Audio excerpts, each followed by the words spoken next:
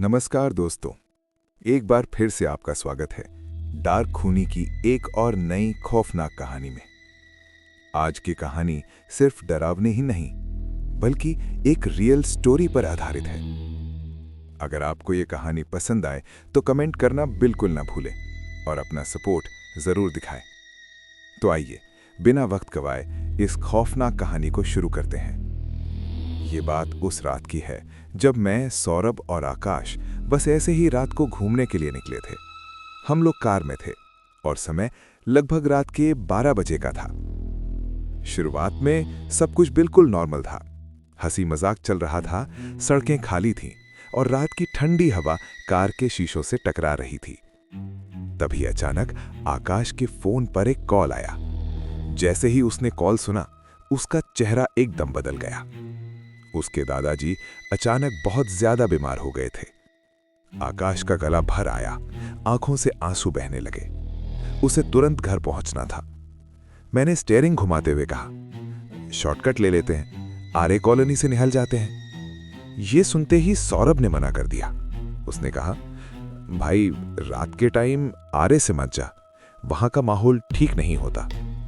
हम सब आर्य कॉलोनी के बारे में मशहूर डरावनी कहानियां जानते थे, लेकिन आकाश बहुत ज्यादा घबराया हुआ था। वो लगातार रो रहा था। हमने सोचा जल्दी पहुंच जाएंगे और इसी सोच के साथ हम आर्य कॉलोनी के अंदर घुस गए। जैसे जैसे कार आगे बढ़ रही थी, सड़क के दोनों तरफ जंगल और घना होता जा रहा था। ऊपर हल्की हल्की धुंध थी और इतनी खामोशी थी कि कार की इंजन की आवाज भी अजीब लग रही थी। अभी कुछ ही मिनट हुए थे कि अचानक कार बंद हो गई। मैंने चाबी घुमाई, एक बार, दो बार, लेकिन कार स्टार्ट ही नहीं हो रही थी। मैं बाहर उतरकर चेक करने गया।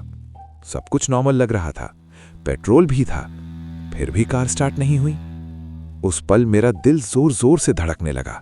दिमाग में आर्य कॉलोनी के बारे में सुनी हुई सारी डरावनी कहानियां एक साथ घूमने लगी। तभी दूर से एक बाइक की लाइट दिखाई दी। थोड़ी हिम्मत मिली, बाइक पास आई। उस पर दो आदमी बैठे थे। हमने उनसे मदद मांगी। उन्होंने बताया कि वे शहर की तरफ जा रहे हैं। आकाश बहुत ज्यादा घबराया हुआ था, इसलिए हमने तय किया कि आकाश उनके साथ बाइक पर चला जाएगा ताकि वो जल्दी घर पहुंच सके। जैसे ही बाइक आगे बढ़ी, आकाश ने एक बार पीछे मुड़कर देखा। उसकी आंखों में डर था, जैसे वो कुछ कहना चाहता हो।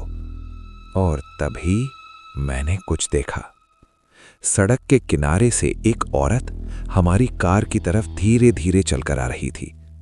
इतनी रात इस जंगल के बीच एक औरत! मेरा पूरा शरीर सुन्न पड़ गया। वो और पास आई। उसके कपड़े पुराने थे, चेहरा झुका हुआ था और उसकी गोद में एक छोटी सी बच्ची थी। डर के मारे हम दोनों कार के अंदर ही बैठे रहे और दरवाजे लॉक कर लिए।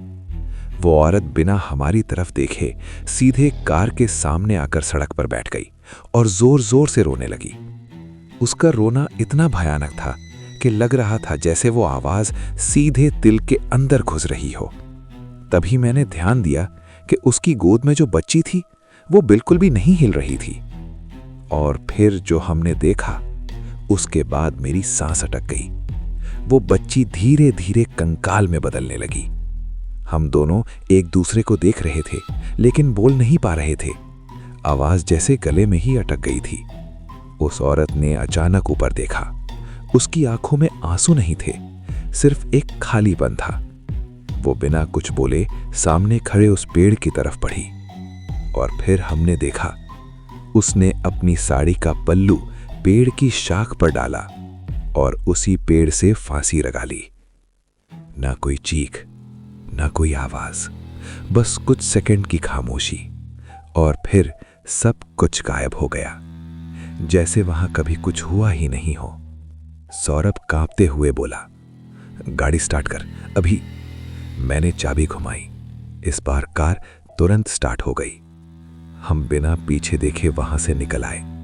कुछ दूर जाकर एक चाय की टपरी दिखाई दी। वहीं कार रोकी। वहां एक बुजुर्ग अंकल बैठे थे। उन्होंने हमारी हालत देखकर पूछा, क्या हो गया बेटा? हमने उन्हें सब कुछ बता दिया। अंकल कुछ देर चुप रहे, फिर बोले, बहुत साल पहले यहाँ पास में कोई हॉस्पिटल नहीं था। एक औरत अपनी छोटी बच्ची के साथ यहीं जंगल के पास रहती थी।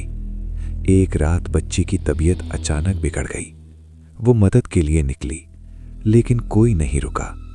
उसकी बच्ची उसी की गोद में मर गई और उस औरत ने उसी पेड़ के नीचे फांसी लगा ली। फिर अंकल ने हमें देखा और धीरे से कहा, अच्छा हुआ तुम लोग कार से बाहर नहीं निकले, वरना शायद आज तुम जिंदा नहीं होते। दोस्तों, तो यहीं पर आज की एक खौफनाक कहानी खत्म होती है।